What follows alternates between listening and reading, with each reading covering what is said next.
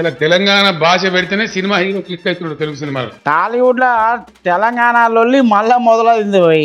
Actor Priyadarshi హీరోగా Telangana folk dancer Nagadurga heroine గా వస్తున్న ఈ సినిమా ఇడుపు కాగితం గురువారం నాడు షూటింగ్ షురూ చేసుకుంది.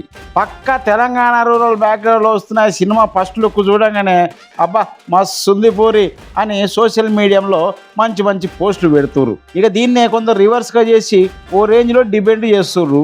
సినిమా కంటెంట్ ఎట్లున్నా అసలు ఈ ఇడుపు కాగితం అనే టైటిల్ ఏంది సామి అని నెటిజన్లు గూగుల్లో తెగ ఎత్తుకుతారంట.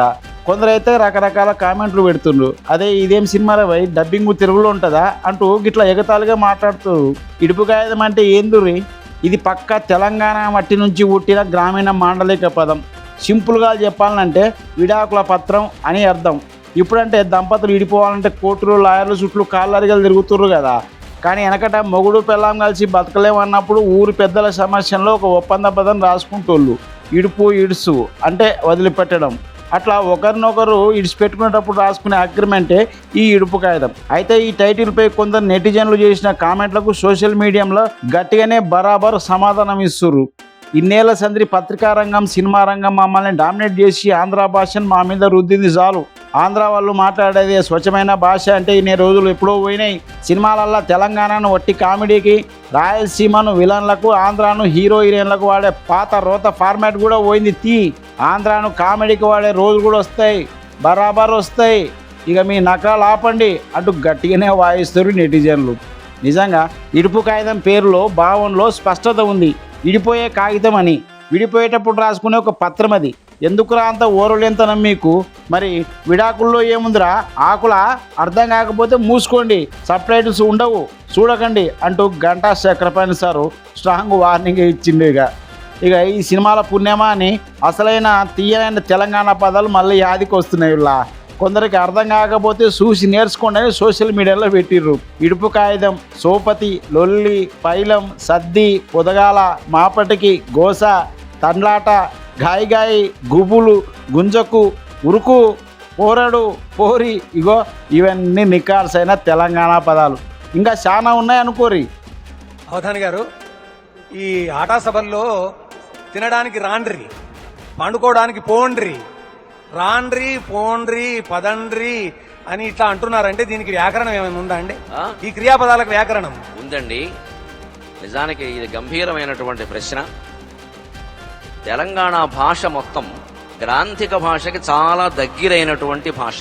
వ్యాకరణం తెలిసిన వారు పరిశీలిస్తే అర్థం. చేసిండ్రు అంటారు కదండి, చేసినారు అని పద్యాల్లో వాడుతున్నారు. చేసినారు అది సరిగ్గా కొంచెం నా కింద రావచ్చు వస్తే చేసినారు అయింది.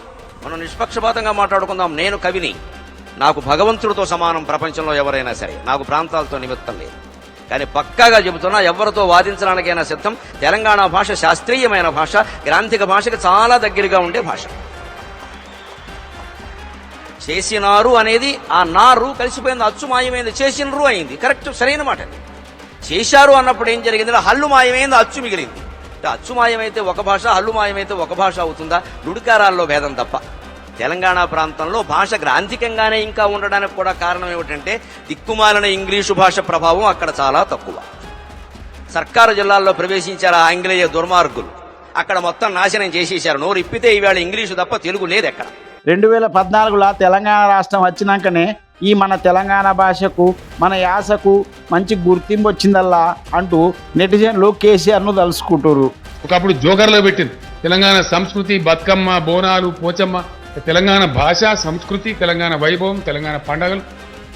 ఎక్కడిది అధ్యక్ష అడిగితే మాట్లాడిన దిక్కు సేవాలాల్ మహారాజ్ జయంతిని అధికారికంగా జరుపుకున్నాం, సమ్మక్క సారక్క జయంతి జరుపుకున్నాం, ఎన్నో పండుగలు అధికారికంగా జరుపుకున్నాం. భాష వాటిని రక్షించుకున్నాం. అప్పుడేమైంది? ముందుంది ముసళ్ళ పండుగ.